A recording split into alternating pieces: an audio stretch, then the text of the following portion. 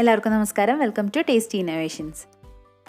ഇന്ന് നമ്മൾ ചെയ്യാൻ പോകുന്നത് പാരഗൺ ഹോട്ടൽ സ്റ്റൈൽ ചിക്കൻ ബിരിയാണിയാണ്. ഞാൻ ഈ ഇടയ്ക്ക് അവരുടെ ബിരിയാണി മേക്കിങ്ങിനെ പറ്റിയുള്ള ഒരു വീഡിയോ കണ്ടു. അപ്പോൾ ഞാൻ വിചാരിച്ചൊന്ന് ട്രൈ ചെയ്ത് നോക്കാമെന്ന്. അങ്ങനെ ട്രൈ ചെയ്ത് നോക്കിയതാണ്. അപ്പോൾ സക്സസ് ആയി. അതുകൊണ്ടാണ് നിങ്ങൾക്ക് ഷെയർ ചെയ്യുന്നത്. അപ്പോൾ നമുക്കിനി വീഡിയോയിലേക്ക് പോവാം. അപ്പോൾ അതിൻ്റെ മുന്നേ ആദ്യമായിട്ടാണ് നിങ്ങൾ ഈ ചാനൽ കാണുന്നുണ്ടെങ്കിൽ പ്ലീസ് സബ്സ്ക്രൈബ്, തൊട്ടടുത്തുള്ള ബെല്ലൈക്കൺ അമർത്തി ഓൾന്ന് പ്രസ് ചെയ്യണം. അപ്പോഴേ ഞാനിടുന്ന വീഡിയോസ് കാണുള്ളൂ. ആ വീഡിയോയിൽ അവർ പറയുന്നത് 9 ഇൻഗ്രീഡിയൻസ് കൂടിയിട്ടുള്ള ഒരു മസാലയാണ് അവർ ഉപയോഗിക്കുന്നതാണ്. അപ്പോൾ അത് എന്തൊക്കെയാണെന്ന് അവർ റിവീൽ ചെയ്തിട്ടില്ല. അത് അവരുടെ ട്രേഡ് സീക്രട്ടാണ്. അപ്പോൾ അത് പറയില്ല. അപ്പോൾ ഞാൻ ഏകദേശം ഒരു 9 മസാലകൾ എടുത്തിട്ടുണ്ട്. അപ്പോൾ നമുക്ക് എന്തൊക്കെയാണെന്ന് നോക്കാം.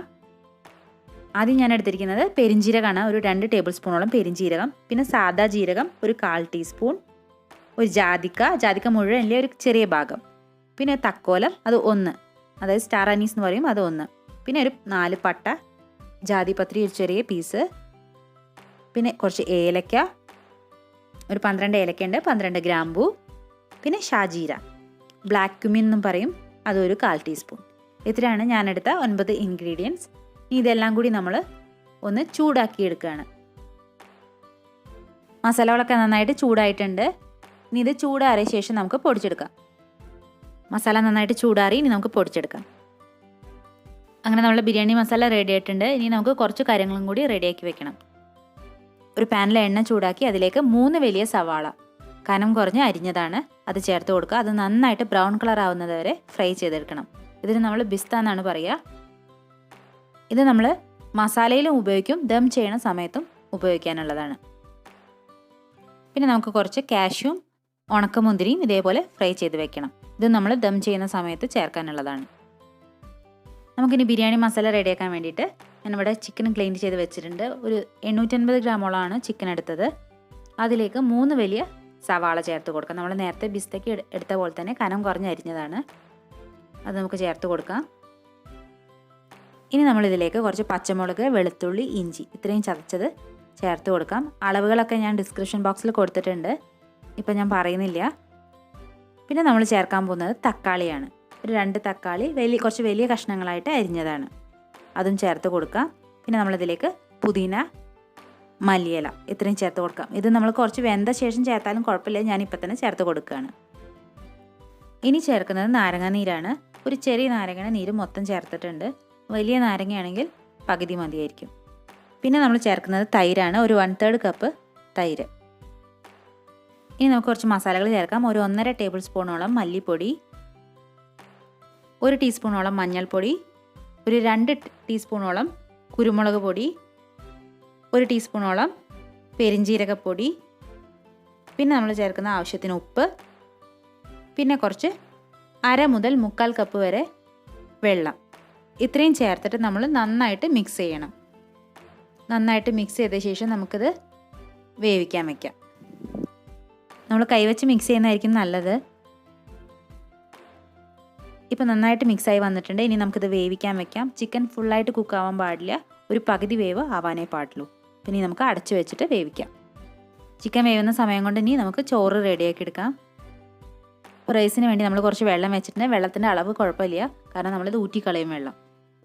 പിന്നെ അതിലേക്ക് ഒരു 1.5 ടേബിൾ സ്പൂണോളം നെയ്യ് ഒഴിച്ചു കൊടുക്കാം. പിന്നെ നമ്മൾ ചേർക്കുന്നത് കുറച്ച് ഏലക്ക. ഇതിൽ സ്പൈസായിട്ട് നമ്മൾ ഏലക്ക മാത്രമേ ചേർക്കുന്നുള്ളൂ. പിന്നെ ഇതിലേക്ക് ആവശ്യത്തിന് ഉപ്പും കൂടി ചേർത്ത് കൊടുക്കാം. എന്നിട്ട് വെള്ളം തിളയ്ക്കട്ടെ. തിളച്ച ശേഷമാണ് നമ്മൾ അരിയിട്ട് കൊടുക്കുന്നത്. വെള്ളം തിളയ്ക്കാനായിട്ടുണ്ട്. ഇനി നമുക്ക് അരിയിട്ട് കൊടുക്കാം. ഇവിടെ ഞാൻ 3 കപ്പ് ജീരകശാല അരിയാണ്, അതായത് ജീര റൈസാണ് ഉപയോഗിച്ചത്. അത് വെള്ളത്തിൽ ഇട്ട് സോക്ക് ചെയ്തിട്ടൊന്നുമില്ല, ജസ്റ്റ് കഴുകി എടുത്തിട്ടേ ഉള്ളൂ.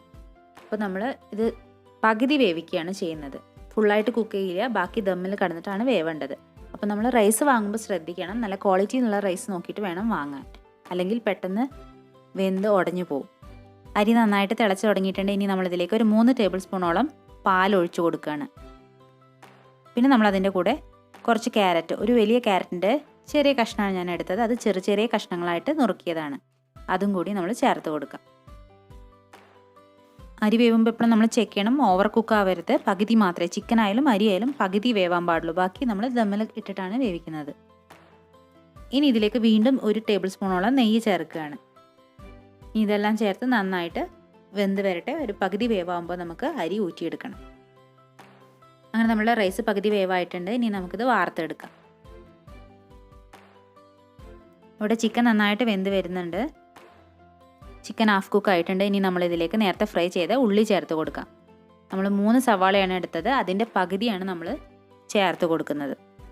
ബാക്കി പകുതി ദം ചെയ്യുന്ന സമയത്ത് ചേർക്കാനുള്ളതാണ്. നമ്മൾ നേരത്തെ തയ്യാറാക്കിയ ബിരിയാണി മസാലയിൽ നിന്നും ഏകദേശം ഒരു 2 ടേബിൾ സ്പൂൺ, 2 മുതൽ 2.5 ടേബിൾ സ്പൂൺ വരെ ആവാം, അത്രയും മസാല നമ്മൾ ഇതിലേക്ക് ചേർത്ത് കൊടുക്കുക. നമുക്ക് വേണമെങ്കിൽ പുതിനയിലയും മല്ലിയിലയും ഈ സമയത്ത് ചേർത്ത് കൊടുത്താലും മതി. അവരങ്ങനെയാണ് ചെയ്യുന്നത്. ഈ സമയത്താണ് ചേർത്ത് കൊടുക്കുന്നത്. ഞാൻ മുന്നേ ചേർത്തുന്നേ ഉള്ളൂ. ഇനി എല്ലാം കൂടി നന്നായിട്ട് മിക്സ് ചെയ്യാം. മസാലയും ബിസ്തയും നന്നായിട്ട് മിക്സ് ചെയ്ത ശേഷം, ചിക്കനിൽ മിക്സ് ചെയ്ത ശേഷം നമുക്ക് ചിക്കൻ ഒന്നുകൂടി ഒന്ന് ചൂടാക്കാൻ വയ്ക്കാം. കാരണം ആ മസാല പിടിക്കാൻ വേണ്ടിയിട്ടാണ്. അത് കഴിഞ്ഞ് നമുക്ക് തീ ഓഫ് ചെയ്യാം. അപ്പോൾ നമ്മൾ ചിക്കനും റൈസും പകുതി വേവായി കഴിഞ്ഞു. ഇനി നമുക്ക് ദം ചെയ്ത് ബാക്കി കൂടി വേവിച്ചെടുക്കണം. അപ്പോൾ ഇനി നമുക്ക് ദം ചെയ്യാൻ തുടങ്ങാം. നമ്മൾ ഇതേ പാത്രത്തിലാണ് ചിക്കൻ വേവിച്ച അതേ പാത്രത്തിൽ തന്നെയാണ് ദം ചെയ്യുന്നത്. അപ്പോൾ ചിക്കൻ്റെ മുകളിലേക്ക് നമ്മൾ നേരത്തെ റെഡിയാക്കി വെച്ച റൈസ് ചേർത്ത് കൊടുക്കാം. ഇനി ലെയറായിട്ട് നമ്മൾ ഓരോന്നും ചേർത്ത് കൊടുക്കുകയാണ് ചെയ്യുന്നത്. ഒരു ലെയർ റൈസ് ഇട്ട ശേഷം നമുക്ക് എല്ലാ ഭാഗത്തേക്കും ഒരേപോലെ ചിക്കൻ മൂടുന്ന വിധത്തിൽ റെഡിയാക്കി വെക്കാം. ഇനി ഇതിൻ്റെ മുകളിലേക്കാണ് നമ്മൾ നേരത്തെ റെഡിയാക്കി വെച്ചിരിക്കുന്ന ബിസ്ത, കാഷ്യൂ, ഉണക്കമുന്തിരി, പിന്നെ അതിലേക്ക് കുറച്ച് പുതിനയില, മല്ലിയില, ഇതെല്ലാം കൂടി കൈകൊണ്ട് നന്നായിട്ട് മിക്സ് ചെയ്ത ശേഷം നമുക്കൊന്ന് ചേർത്ത് കൊടുക്കാം. ഇനി ബാക്കിയുള്ള റൈസും കൂടി നമ്മൾ ഇതിൻ്റെ മുകളിലേക്ക് ഇട്ട് കൊടുക്കുകയാണ്. എന്നിട്ട് നന്നായിട്ട് പരത്തിയെടുക്കാം. ഇനി നമ്മളിതിലേക്ക് നെയ്യിൽ കുറച്ച് മഞ്ഞൾപ്പൊടി കലക്കിയതാണ്. നെയ്യ് ഉരുക്കിയ ശേഷം കുറച്ച് മഞ്ഞൾപ്പൊടി അതിലിട്ടിട്ട് കലക്കിയ അതാണ് നമ്മൾ ഒഴിച്ചു കൊടുക്കുന്നത്. ഏകദേശം ഒരു 1.5 ടേബിൾ സ്പൂണോളം ഉണ്ട്. അത് ഒഴിച്ചു കൊടുക്കാം. അതൊരു കളർ കിട്ടാൻ വേണ്ടിയിട്ടാണ് നമ്മളിതിങ്ങനെ ചേർത്ത് കൊടുക്കുന്നത്. ഇനി നമുക്ക് ബിരിയാണി ദം ചെയ്യാൻ വെക്കുകയാണ്. ഏകദേശം ചെറിയ തീയിൽ 25 മുതൽ 30 മിനിറ്റ് വരെ നമുക്ക് വെക്കാം. അപ്പോൾ നിങ്ങൾ കനലിലാണ് ചെയ്യുന്നത് വെച്ചാൽ കുറച്ച് മുകളിൽ പാത്രത്തിൻ്റെ മുകളിൽ കനലിട്ട് ചെയ്യാവുന്നതാണ്. ഞാനിപ്പോൾ ഗ്യാസിലാണ് ചെയ്തത്. അപ്പോൾ അങ്ങനെ 25 മിനിറ്റ് മുതൽ 30 മിനിറ്റ് വരെ അങ്ങനെ ചെയ്യാം. അങ്ങനെ നമ്മുടെ ബിരിയാണി റെഡി ആയിട്ടുണ്ട്. ഇപ്പോൾ 30 മിനിറ്റ് കഴിഞ്ഞു. ഇനി നമുക്കിത് മിക്സ് ചെയ്ത് കൊടുക്കാം. നമുക്ക് ആദ്യം റൈസ് ഒരു സൈഡിലേക്ക് മാറ്റി കൊടുക്കാം. നമുക്ക് ചിക്കൻ പീസ് എടുക്കാൻ വേണ്ടിയിട്ടാണ്. അപ്പോൾ നിങ്ങൾ ചെയ്യുമ്പോൾ നിങ്ങൾക്ക് വേണമെങ്കിൽ റൈസ് വേറെ പാത്രത്തിലേക്ക് മാറ്റിയിട്ട് മസാല മാത്രമായിട്ട് എടുക്കാം. ഞാനിപ്പോൾ ജസ്റ്റ് ഒരു സൈഡിലേക്ക് മാറ്റിയിട്ട് ഒരു 2 പീസ് ഇപ്പോൾ നിങ്ങൾക്ക് കാണിക്കാൻ വേണ്ടിയിട്ട് എടുക്കുകയാണ്. അപ്പോൾ നമുക്ക് ചിക്കൻ്റെ ലെഗ് പീസ് തന്നെ കിട്ടിയിട്ടുണ്ട്. അപ്പോൾ നമുക്കത് പുറത്തേക്ക് എടുക്കാം. ബിരിയാണി എന്തായാലും നല്ല അടിപൊളിയായിട്ട് നല്ല വാസനയെല്ലാം നന്നായിട്ട് വന്നിട്ടുണ്ട്. അപ്പോൾ ഞാൻ എന്തായാലും പാരഗണിൻ്റെ അതേ ടേസ്റ്റാണെന്നൊന്നും അവകാശപ്പെടുന്നില്ല. കാരണം എന്തായാലും അവർക്ക് അവരുടേതായ ഒരു സീക്രട്ട് ഉണ്ടായിരിക്കും. അപ്പോൾ നമുക്ക് എന്തായാലും നല്ലൊരു ബിരിയാണി ഉണ്ടാക്കാം ഇങ്ങനെ ഈ ഒരു രീതിയിൽ ചെയ്ത് കഴിഞ്ഞാൽ. അപ്പോൾ നിങ്ങൾ എന്തായാലും ട്രൈ ചെയ്ത് നോക്കണം. ട്രൈ ചെയ്ത് നോക്കിയിട്ട് നിങ്ങളുടെ അഭിപ്രായം അറിയിക്കണം.